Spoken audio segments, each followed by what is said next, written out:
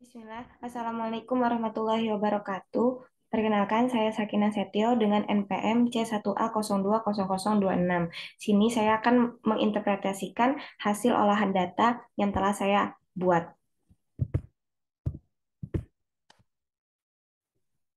Nah, interpretasi dari hubungan suku bunga pinjaman dan suku bunga simpanan dengan tabungan di masyarakat. Agendanya yang pertama, landasan teori, yang kedua, hasil olahan data, yang ketiga, interpretasi hasil, yang keempat, evaluasi, yang kelima, kesimpulan, dan daftar pustaka. Nah, karena saya mengambil hubungan antara suku bunga dengan tabungan, maka saya akan menjelaskan terlebih dahulu apa itu suku bunga di landasan teori. Yang pertama, suku bunga adalah balas jasa atau nilai yang diberikan oleh pihak yang meminjamkan dana atau uang, dan biasanya suku bunga dapat dinyatakan dalam bentuk presentase. Otoritas Jasa Keuangan atau OJK menjelaskan suku bunga bank adalah balas jasa yang diberikan bank kepada nasabah yang membeli atau menjual produknya. Kemudian yang kedua, tabungan. Tabungan sendiri adalah suatu simpanan yang berasal dari pendapatan yang tidak digunakan untuk keperluan sehari-hari maupun kepentingan lainnya, sehingga simpanan uang dapat digunakan dan diambil kapan saja tanpa terikat oleh perjanjian waktu. Tabungan adalah simpanan uang di bank yang penarikannya hanya dapat dilakukan menurut syarat tertentu. Kemudian, dalam analisis ini, saya mengambil hubungan antara variabel suku bunga dengan variabel tabungan, yang mana perolehan data yang diperoleh adalah data primer yang saya dapatkan berasal dari website Bank Indonesia, yaitu data dengan 31 periode, yakni pada tahun 1990 sampai 2020, dengan menggunakan dua jenis suku bunga, yaitu suku bunga pinjaman dan suku bunga simpanan berjangka. Kemudian data tersebut saya olah menggunakan aplikasi SPSS dengan model regresi linier sederhana. Hasil olahan data menggunakan aplikasi SPSS, yang yaitu hasil ANOVA, yang mana dari output tersebut diketahui bahwa nilai F hitung 10,72 dengan tingkat signifikasi sebesar 0,001 lebih kecil dari 0,05. Maka model regresi dapat dipakai untuk memprediksi variabel partisipasi, atau dengan kata lain ada pengaruh variabel hubungan simpanan berjangka dengan suku bunga simpanan, yaitu dengan variabel tabungan masyarakat yang memiliki hubungan yang cukup signifikan.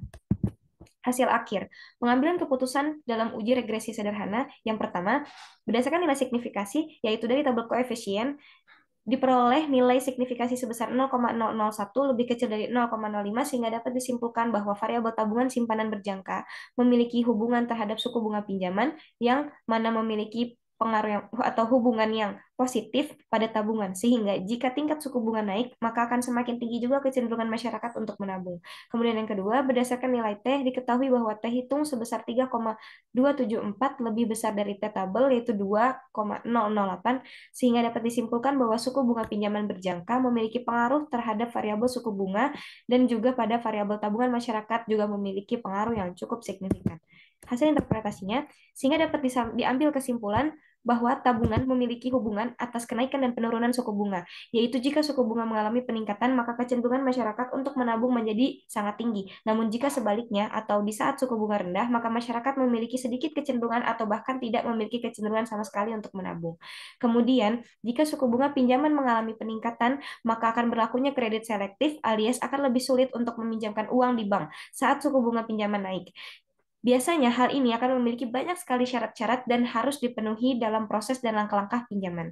Kemudian, sedangkan jika suku bunga pinjaman mengalami penurunan, akan dipermudah proses pengambilan uang di bank, bahkan sering sekali dilakukan pinjaman tanpa agunan.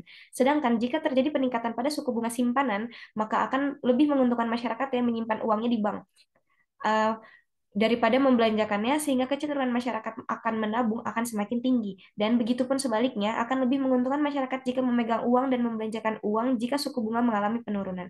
Kemudian, sehingga dapat diketahui bahwa dengan adanya kenaikan tingkat suku bunga akan menyebabkan penurunan atas investasi. Oleh karena itu, pemangku kebijakan moneter harus benar dan tepat dalam menentukan kebijakan suku bunga naik atau turun. Dalam hal ini, kita mengetahui yang mengatur dan memiliki tugas menaikkan dan menurunkan tingkat suku bunga adalah BI atau Bank Indonesia sebagai bank sentral, dan juga tingkat suku bunga ini akan mempengaruhi pada tingkat permintaan barang dan jasa. Tingkat suku bunga yang fluktuatif biasanya memberikan efek yang besar terhadap pasar modal, inflasi, dan ekonomi secara keseluruhan. Inilah mengapa tingkat suku bunga investasi merupakan sesuatu yang vital. Hubungan suku bunga dan investasi tidak ini dapat menentukan apakah perekonomian suatu negara stabil atau tidak.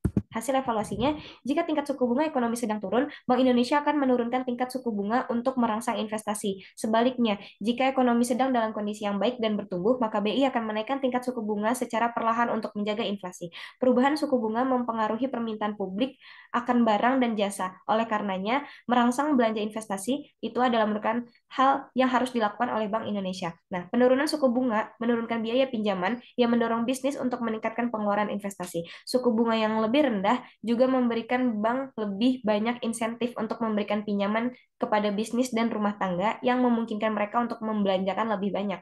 Oleh karena itu, Bank Indonesia sangat perlu kehati-hatiannya serta harus tepat sasaran saat menentukan keputusan untuk menaikkan atau malah menurunkan tingkat suku bunga, karena hal ini sangat fatal jika salah bertindak dalam mengambil keputusan.